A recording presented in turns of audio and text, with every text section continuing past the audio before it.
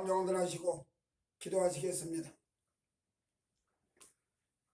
하나님 아버지, 말씀을 기다리는 저희들에게 천상의 맑고 깨끗하고 신령한 귀한 말씀을 들려주시기를 원하옵나이다.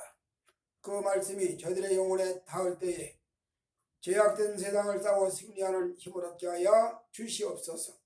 예수님 귀하신 이름으로 기도 올리옵나이다. 아멘.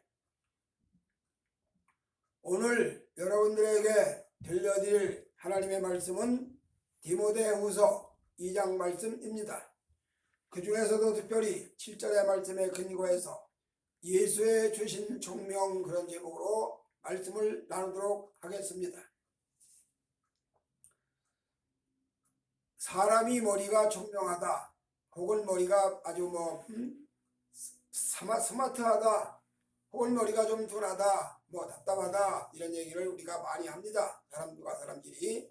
그래서 머리가 잘 공부가 잘하고 좀 뛰어난 사람들을 우리는 총명한 사람이다, 혹은 명철한 사람이다, 그렇게 이야기를 합니다.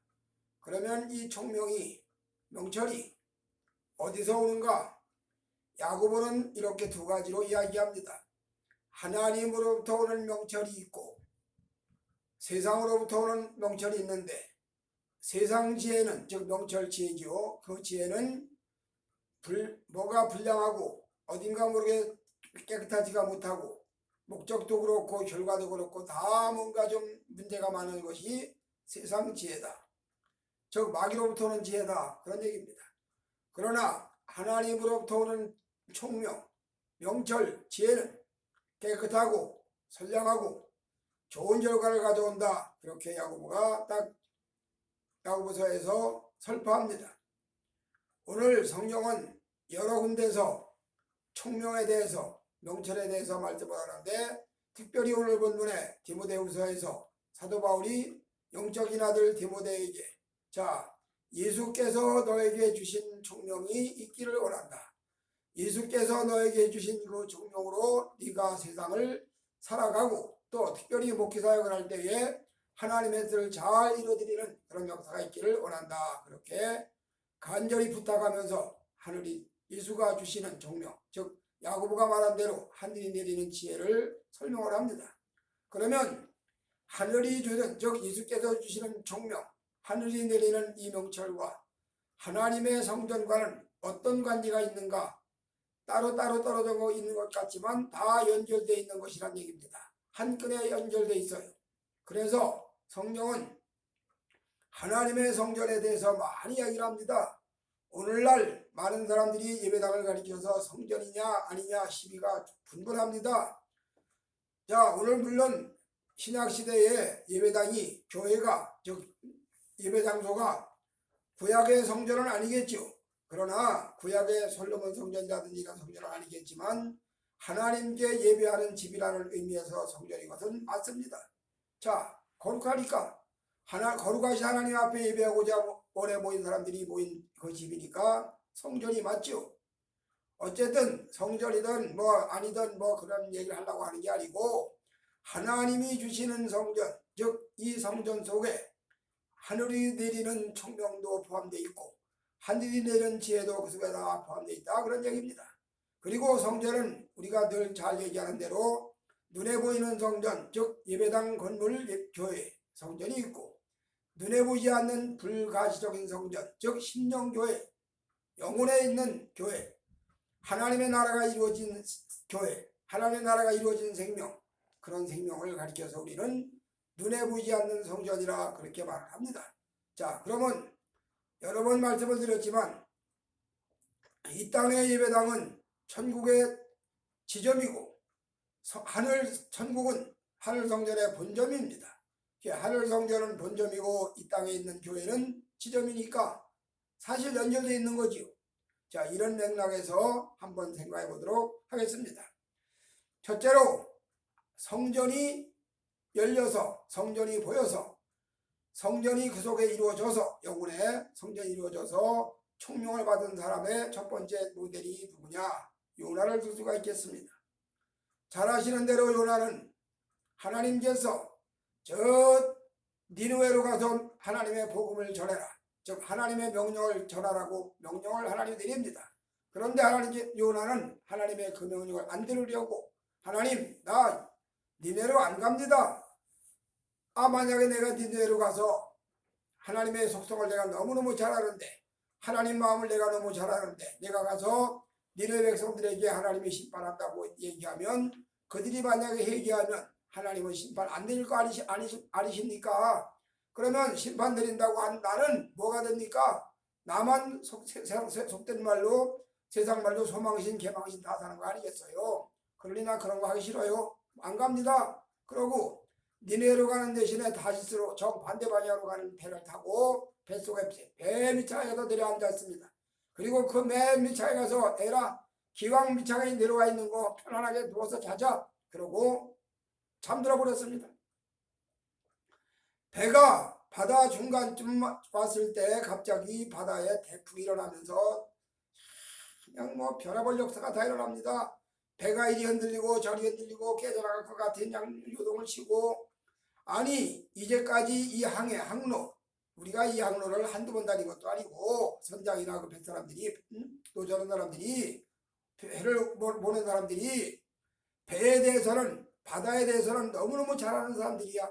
한마디로 전문가들인데 어느 항로로 어떻게 다니고 언제쯤 풍랑이 일어나고 언제쯤 한이바람이 일어나고 어느 때쯤 세니가 일어나고 이거 다 너무너무 잘 아는 사람들이야. 물살이 어디로 가면 조류가 어떻게 흐르고 어디 가면 어떻게 되고 이걸 너무 잘 아는 사람들인데 전혀 풍랑이 일어날 그런 항로가 아닌데 여기서 풍랑을 만났다 이 말입니다. 그러니 이들이 이걸 어떻게 돌려보려고 길을 쓰는데 불가항력이야. 인간의 힘으로 도저히 해결이 안 돼. 그래서 배 안에 있는 사람들이 입에서 나오는 말이 야 우리 중에 누군가가 하늘의 하나님에게 뭔가 진노를 산 자가 있는가 보다. 그러니 누가 그런 자인지 찾아보자. 제비뽑기하자. 그래서 각자 자기가 믿는 신을 다 부르고 자기가 섬기는 신을 다 찾아 호소를 해도 기척이 없고 도무지 방법이 없어. 그런데 마침 저 배 밑창에 잠자는 자가 있어. 선장이 내려가서 너 지금 제정신이냐? 너 이건 우리가 여기 배 탄 사람들이 다 지금 파이가 뒤집혀가지고 깨져가지고 다 죽여서 얘기하는데 너는 잠이 와? 이 판국에 잠이 와? 하고 깨워가지고 너 도대체 뭐하는 자야? 그러니까 여차여차해서 내가 이만저만 해가지고 여호와의 아들 피해서 가는 길이다. 그러니까 그래 바로 원인은 너에게 있었구나. 이 풍랑이 일어나는 원인이 바로 여기 배에 탄 다른 사람들의 문제가 아니라 바로 내 문제였구나. 그러고 요나를 결국 제비를 뽑아봤어. 요나가 뽑혔어. 딱 뽑혔어. 그러니 어떻게 할 거냐? 배에 탄 사람들이 배에 있는 사람들이 하나님을 향해서 하나님 우리는 이 생명에 대해서 죄가 없습니다. 이자가 저지른 그 죄로 인해서 이자는 당연히 바다에 던져지는 겁니다. 그러니 이자를 우리에게 행여라도 우리가 죄 없는 자를 바다에 집어던졌다고 우리에게 벌레를 주지 마시옵소서 하고 하나님 앞에 하소연을 하고 바다에 던졌어. 그랬더니 이게 웬일입니까? 그렇게 사납던 풍랑이 바람이 파도가 아주 조용해졌어. 그제서야 배에 탄 사람들이 다 하나님을 두려워하고 무서워했다. 그런 얘기가 요나서에 나와요. 그리고 바다에 던져진 요나는 바닷물 속에 들어가서 바닷물에 잠길 수밖에 없는 상황에 큰 고기가 입을 딱 벌리고 있다가 얼른 꿀꺽 집어 먹어버렸어. 그래서 요나가 그 물고기 뱃속에서 들어가서 사투를 합니다. 물고기는 요나를 야 배고픈 참에 한끼 식사 잘 됐다 그러고 집어 먹었는데 소화를 시키려고 기를 써도 소화가 안 돼. 물고기가 만약에 말을 했다면 아니 이게 뭔데리 소화가 안 되지? 아니 이게 뭔데리 소화가 안 되지? 아니 내가 적어도 이 내 소화 기능이 든든하고 단단한데 어째서 이게 소화가 안 되지? 그러면서 기를 쓰고 소화를 시키려고 기를 쓰고 요나는 요나대로 소화 안 나가려고 기를 쓰고 그렇게 사투를 벌이는 겁니다. 그 뱃속에서 물고기의 모든 액이 요나의 눈으로 들어가고 귀로 들어가고 코로 들어가고 입으로 들어가고 자 이거 참 뭐 그 정황을 어떻게 말로 다 하겠어. 이런 상황에서 요나가 정신을 차리고 기도하기 시작을 합니다. 하나님 간절히 기도합니다. 얼마나 기도가 깊어졌던지 요나서에 보면 내가 바다 밑에 풀까지 내 영혼이 내려앉았나이다. 그러고 음부의 빛에까지 내가 바짝 왔나이다. 그렇게까지 다 고백을 합니다. 그리고 그 요나 영혼이 물고기 뱃속에서 3일 밤 사흘 낮 기도에 투쟁을 하는 사이에 영혼이 얼마나 청결해졌는지 어두웠던 영혼이 다 맑아집니다. 혼탁했던 영혼이 깨끗하게 정리가 됩니다. 그야말로 혼잡스럽고 혼탁스럽고 혼미했던 요나의 영혼이 다 정리가 되면서 명철해집니다. 총명해집니다. 밝아집니다. 이렇게 밝아진 그 요나의 영혼 속에 하늘 성전이 보입니다. 그리고 하늘 성전이 보임과 동시에 그가 그 전날에 기도해놓고 다 잊어버렸던 기도가 생각이 납니다. 그래서 나의 서원을 주께 갚았나이다 하는 말씀이 요나서에 나와요. 무슨 서원을 어떻게 했는지는 모르지만 요나가 그 서원의 내용을 주 앞에 토해놓고 서원을 갚았다. 물고기 뱃속에 3일 밤 사흘 낮이 얼마나 중요한지 말로 다 못합니다. 이렇게 중요한 그 과정을 요나가 거치면서 그 영혼이 맑아지고 그 영혼이 깨끗해지고 그 영혼이 청결해지면서 마태복음에 주님 말씀한 대로 마음이 청결한 자는 복이 있나니 그가 하나님을 볼 것이며 마음이 청결한 요나의 심령 속에 하나님이 보여집니다. 깨끗해집니다. 그러고 요나는 하늘나라를 향해서 성전에 보여지는 그 속에서 자기 영혼의 모습들을 진단한다 그 말입니다. 그렇게 영혼이 깨끗해지고 청결해진 그 요나의 역사가 요나의 그 언어가 요나의 그 하나님의 말씀의 대언의 명령이 결국 니느웨 도성을 해결시키고 전무후무한 대붕의 역사를 이뤄낸 것을 볼 수가 있습니다. 오늘 우리는 이 땅에 사는 동안에 하나님의 성전과 연결된다는 것이 이렇게 중요합니다. 하나님의 성전과 연결되는 영혼이 총명해지는 거 말로 다 할 수 없습니다. 하나님의 성전과 연결되지 않아도 세상적인 총명도 얼마든지 가능합니다. 하나님의 성전과 상관없이 세상적인 지혜도 얼마든지 가능합니다. 성경에는 예수님이 이런 말씀도 했어요. 이 세대의 아들들이 빛의 아들들보다 더 지혜롭다 그 말씀했습니다. 무슨 말이냐? 똑똑하고 영리한 걸로 말하면 세상 사람들이 더 하나님 믿는 사람보다 영리할 수 있다 그런 얘기입니다. 그런데 세상 사람들이 아무리 영리하고 똑똑한다 한들 그 영리하고 똑똑한 것은 하나님과 아무 상관이 없는 결국 세속적인 야고보가 말한 대로 악마로부터 오는 그런 영리함과 총명이고 명철이다 그 말이에요. 그러니까 단순히 명철, 총명, 지혜만 가지고만 하면 하나님 믿는 사람이나 안 믿는 사람이나 더 안 믿는 사람들이 더 명철할 수도 있지만 그러나 하늘이 주는 명철, 하나님으로부터 주는 지혜, 하나님께서 주신 총명 이거하고는 차원이 다른 얘기죠. 바로 요나는 물고기 뱃속 3일 밤 3일 낮 동안에 하늘의 총명이 그 영혼에 접촉이 되었고 하늘의 총명이 그 영혼을 사로잡아서 그 영혼이 천국 성전과 연결되고 천국 성전과 연결되다 보니까 옛날 기도했던 기도가 다 잊어버렸지만 다시 생각이 나면서 서원도 다 갚아지고 니느웨 도성도 결국 대풍을 일으키는 기폭제 원동력이 되었다. 그런 이야기입니다. 이거를 신학적인 말로 말하면 성령 충만이겠지요. 오순절 강림했던 성령의 역사를 충만하게 체험하는 그런 것을 말씀할 수 있겠습니다. 그 다음에 두 번째로 총명의 역사의 사람 스룹바벨 잘 아시는 대로 학개성전 스룹바벨 성전 이스라엘 백성들이 바벨론에 끌려가서 70년 동안 나라 없는 백성으로 포로 생활을 합니다. 시편에 보니까 그들이 바벨론 강가에 운하공사에 동원되어 가지고 노동하는 모습이 나옵니다. 그리고 운하공사라는 사이사이 틈틈이 시대가 버드가지에다가 수금을 걸어놓고 사이사이 성전의 노래를 수금으로 탑니다. 그리고 성전의 노래를 부릅니다. 그러니까 옆에 있던 바벨론 사람들이 야 니네들 나 부른 노래 그건 뭔 노래냐? 야 내 앞에서 한번 불러봐. 그때 이들이 하는 말이 우리가 어찌 이방에서 여호와의 노래를 부를꼬 우리가 어찌 원수들 앞에서 하나님의 성전의 노래를 부를꼬 내 손이 만약에 그걸 부른다면 내 손을 찍어버린다.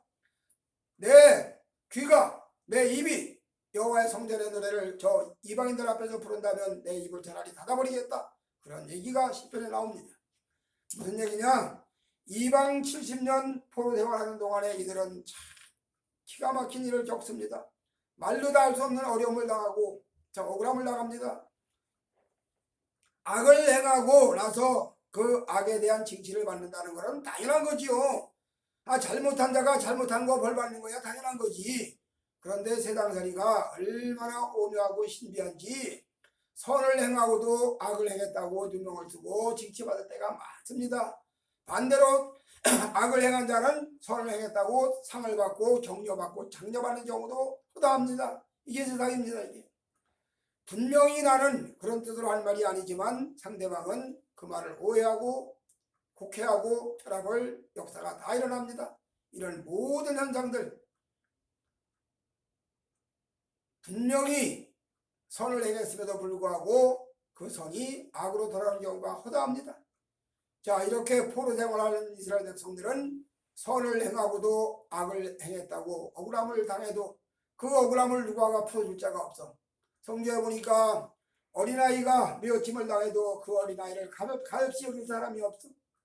노인네가 온갖 수모를 다 당해도 그 노인네가 수모당했다고 그것을 안타깝게 여길 사람이 아무도 없어. 여인네가 억울함을 당해도 그 억울함을 당한 그 여인네를 위로할 자가 아무도 없어. 이게 힘없는 포로들의 삶의 모습이지요. 바로 이스라엘 백성들이 70년 바벨론 땅에서 포로 생활을 하는 동안에 이렇게 수도 없는 억울함을 당하고 수 없는 없은 여김을 당하고 살면서 이들이 찾은 건 뭐냐? 그래도 여호와의 성전과의 연결된 고리가 있는 사람 백성들이기 때문에 여호와의 성전에 나가서 기도하던 그런 성이 있었던 백성들이기 때문에 이제서야 바벨론 땅에서 억울함을 당하면서 비로소 옛날의 그 성전 신앙이 살아납니다.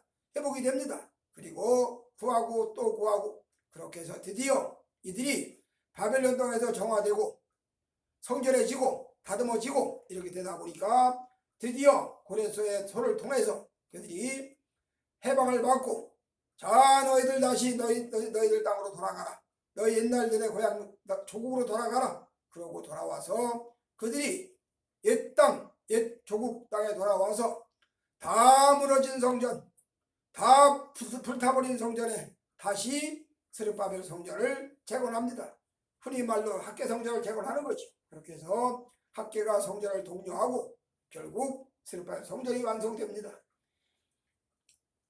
학계서 2장 7절에 보니까 하나님이 이들이 성전을 짓고 성전을 찾는 것을 너무너무 가사하게 여기셔서 뭐라고 말씀하냐면 내가 이 전을 영광으로 충만케 하리라. 그리고 땅이 진동을 하리라. 온 하늘이 영광이 이 성전에 충만해지고 땅이 하늘의 영광이 충만한 것을 증명하기 위해서 진동을 한다. 그래서 땅이 진동하고 하늘의 영광이 충만한 스룹바벨 성전이 세워지는 것을 얘기합니다. 오늘 세상 살아가는 동안에 먹고 사는 문제만 가지고 살면 물론 먹고 살아야지 당연히 먹고 사는 일에 신경 써야 되지요. 거기에 애써야 되지요. 그러나 하나님과 상관이 없이 먹고 사는 일에만 온갖 힘을 다 쓰면 물론 악을 행하는 것보다 도둑질하고 강도질하고 살인 사기치고 하는 이런 자들보다야 성실하게 부지런한 자가 더 귀하겠지. 사람과 사람 사이에서는.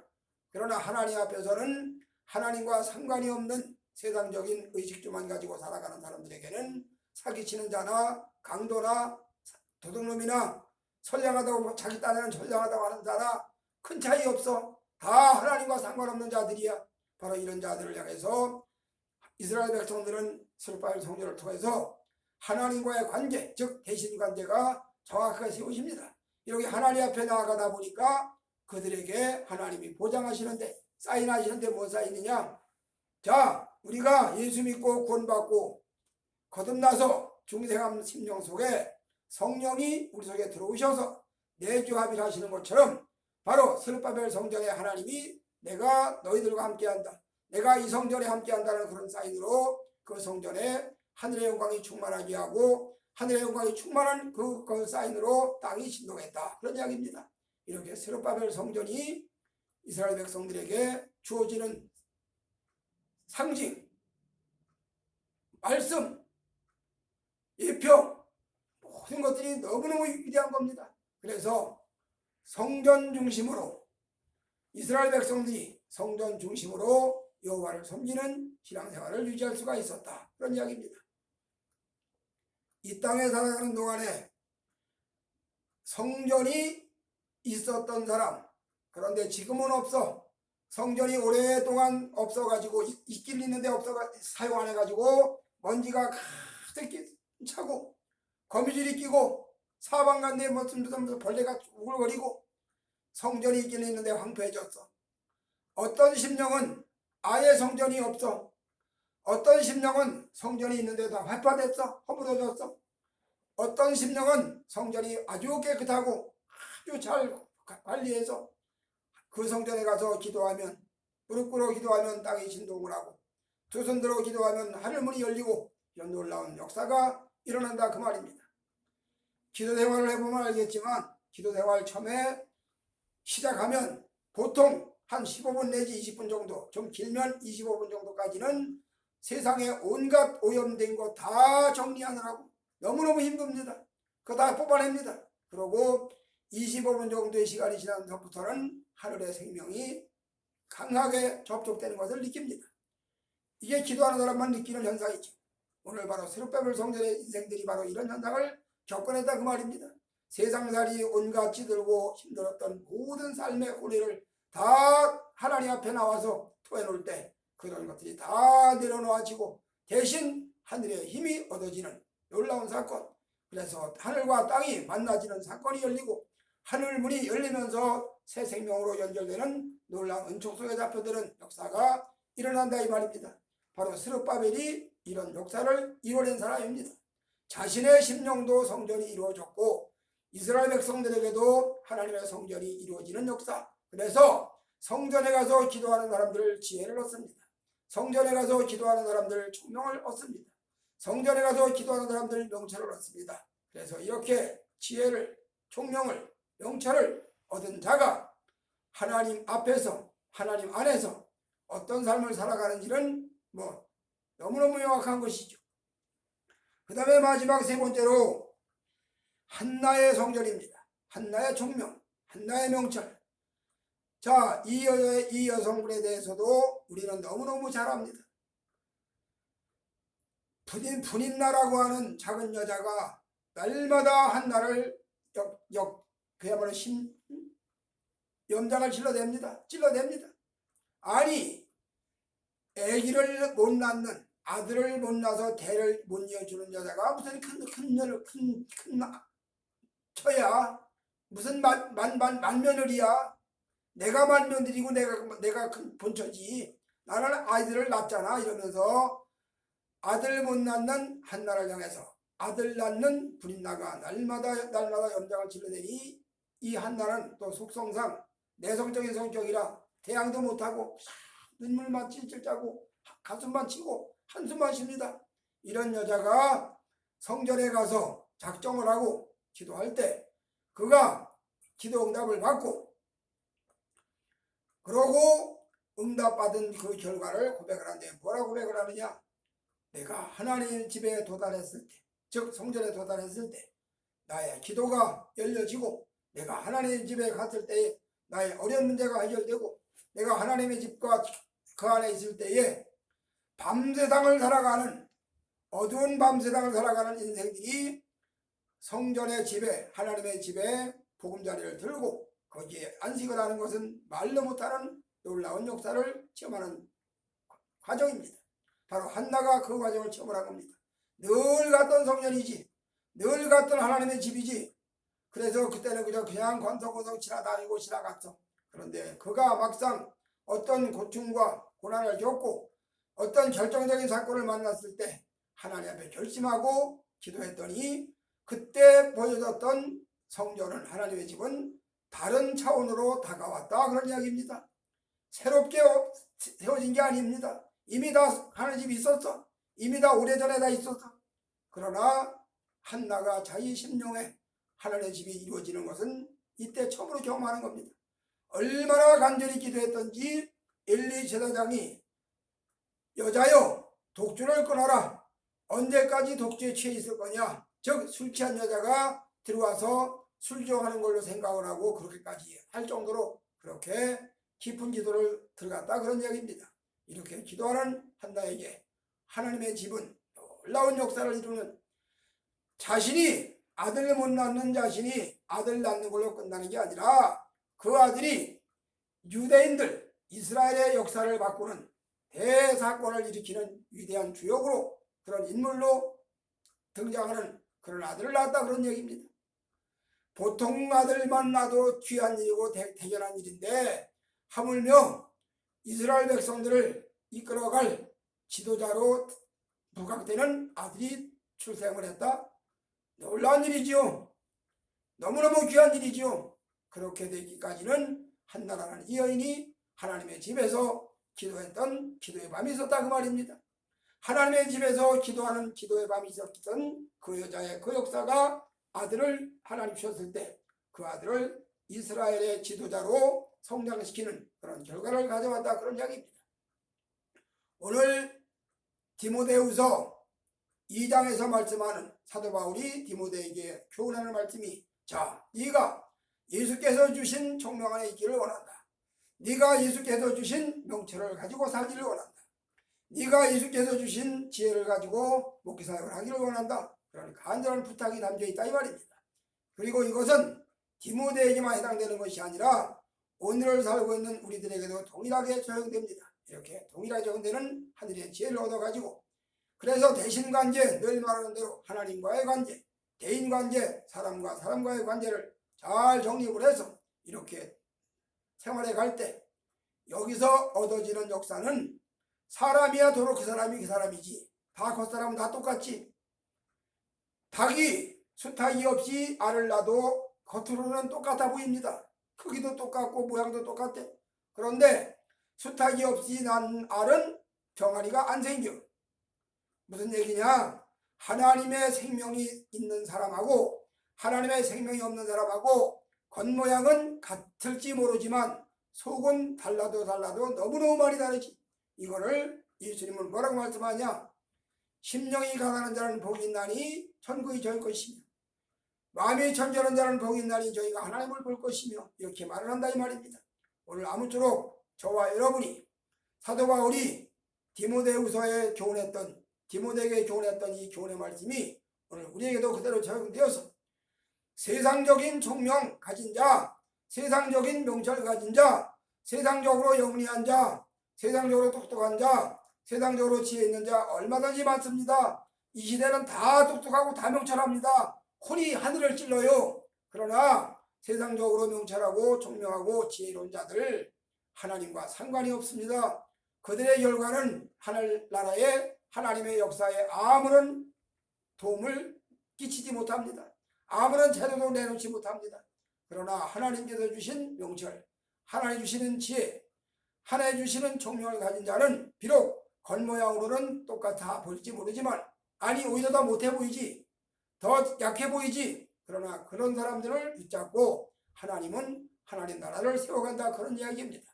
아무쪼록 우리 모두가 다 이 하나님의 은혜 속에 깊이 잠겨들어서 사도 바울이 디모데에게 예수께서 주신 총명이 네 속에 있기를 원한다고 말씀했던 것처럼 우리 속에 그 총명이 머물러 있어서 세상 살아가는 동안에 좋은 작용을 하는 역사가 있어지시기를 주의 이름으로 축복해 드립니다. 아멘. 하나님 아버지 감사합니다. 사도 바울이 디모데에게 명령했던, 교훈했던 예수께서 주신 총명의 안에 잡히라고, 붙잡히라고 말씀한 그 말씀대로 저희들 하늘의 총명과 접촉되는 역사가 있기를 원하옵고 귀하신 예수님 이름으로 기도 올리옵나이다. 아멘.